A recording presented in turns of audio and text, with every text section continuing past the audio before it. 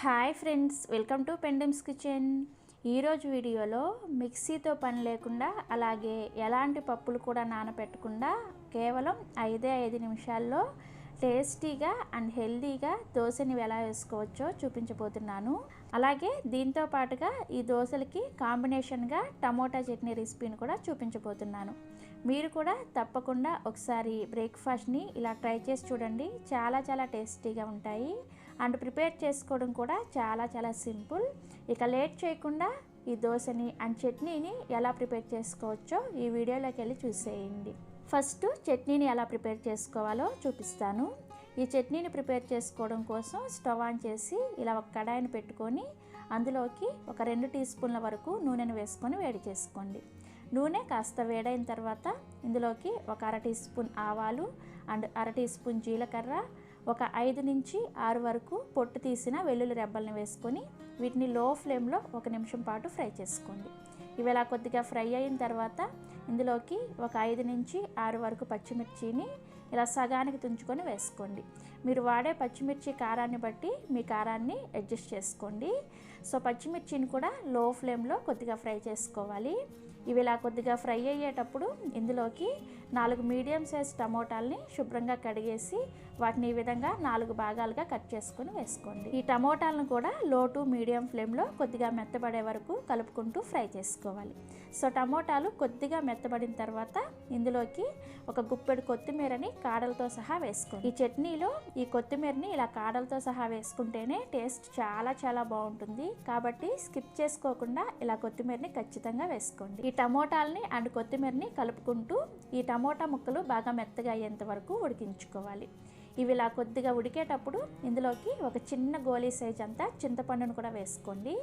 ఇలా చింతపండును కొద్దిగా వేసుకోవడం వలన మనం చేసుకోబోయే చట్నీ అనేది చాలా టేస్టీగా ఉంటుంది.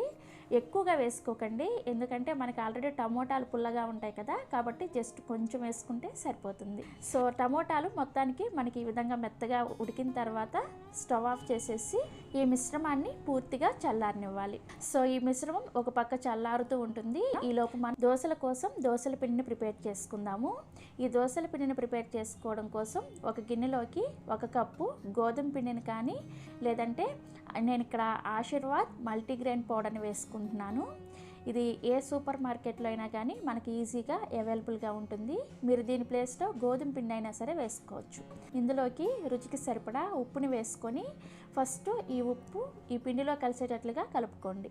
ఇలా కలుపుకున్న తర్వాత ఇప్పుడు కొద్దిగా నీళ్ళను వేసుకుంటూ ఈ పిండిలో ఉండలేమీ లేకుండా ఉండేటట్లుగా ఫస్ట్ చక్కగా కలిపేసుకోండి. మీరు ఫస్టే నీళ్ళను ఎక్కువగా వేసేసుకున్నారంటే ఈ పిండి అనేది ఉండలు కట్టేస్తుంది అనమాట. కాబట్టి కొద్దిగా నీళ్ళను వేసుకుంటూ ఫస్ట్ ఇలా ఉండలు లేకుండా కలుపుకున్న తర్వాత అప్పుడు కొద్దిగా నీళ్ళను వేసుకొని ఈ పిండిని జారుగా ఉండేటట్లుగా ప్రిపేర్ చేసుకోవాలి. సో పిండి అంతా కూడా కలిపేసిన తర్వాత మీకు చూపిస్తున్నాను, చూసారా, మనకి పిండి కన్సిస్టెన్సీ అనేది ఇలా జారుగా ఉండాలన్నమాట. మీరు ఇంతకన్నా గట్టిగా ప్రిపేర్ చేసుకున్నారంటే మీరు దోశ వేసుకునేటప్పుడు దోశ అంతా కూడా పెనానికి అతుక్కుపోతుంది అనమాట.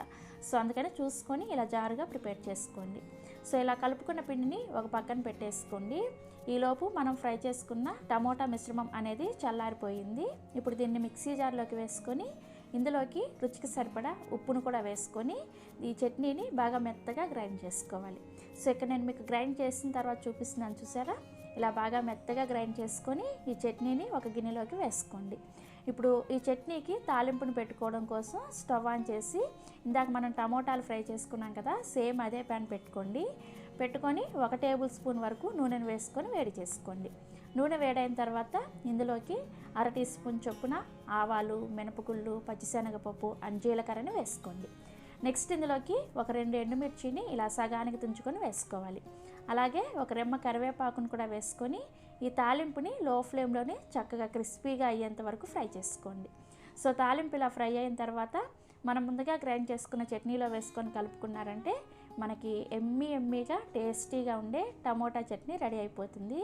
ఈ చట్నీ ఈ దోశల్లోకే కాకుండా ఇడ్లీ, నార్మల్ దోశ, పెసరట్టు, ఉప్మా ఇలా ఎందులోకైనా కానీ చాలా టేస్టీగా ఉంటుంది. తప్పకుండా ట్రై చేసి చూడండి. సో మనకి చట్నీ రెడీ అయిపోయింది కదా.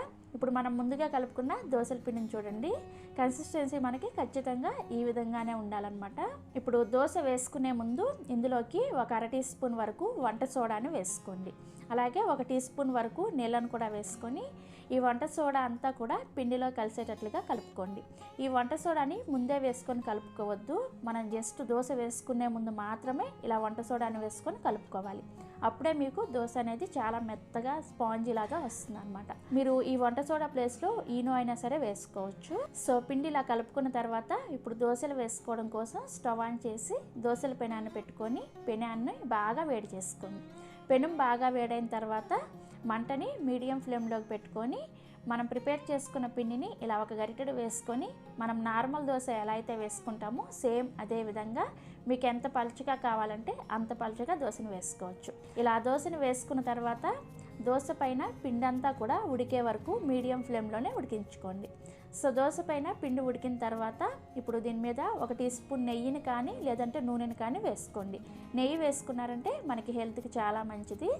సో ఇలా నూనెని కానీ నెయ్యిని కానీ వేసుకొని ఈ దోశ ఒకవైపు చక్కగా కాలిన తర్వాత దీన్ని రెండో వైపు కూడా తిప్పుకొని రెండో వైపు కూడా ఒక 30 సెకండ్ల పాటు కాల్చుకోండి. సో ఇలా దోశ రెండు వైపులు కూడా కాలిన తర్వాత సర్వింగ్ ప్లేట్లోకి తీసుకోవడమే. ఇదే విధంగా మిగిలిన పిండితో కూడా దోశలు వేసేస్తాను. సో ఇక్కడ నేను మొత్తం అన్నీ కూడా దోశలు వేసుకున్న తర్వాత మీకు చూపిస్తున్నాను. చూసారా, దోశ చాలా మెత్తగా చాలా స్పాంజీ లాగా ఉంటుంది. ఇక్కడ మీకు దోశ చూస్తేనే అర్థమైపోతుంది కదా. టేస్ట్ కూడా చాలా చాలా బాగుంటుంది. సో మీరు కూడా తప్పకుండా ఇలా 5 నిమిషాల్లో దోశని అండ్ చట్నీని ట్రై చేసి చూడండి. చాలా చాలా టేస్టీగా ఉంటాయి. సో మీరు ఎప్పుడు ట్రై చేస్తున్నారో కింద కామెంట్ సెక్షన్లో నాతో షేర్ చేసుకోండి. అలాగే ఈ వీడియో మీకు నచ్చితే మీ ఫ్రెండ్స్కి రిలేటివ్స్కి కూడా షేర్ చేయండి. మరిన్ని యమ్మీ అండ్ టేస్టీ రెసిపీస్ కోసం పెండెమ్స్ కిచెన్ని సబ్స్క్రైబ్ చేసుకోండి. Thank you.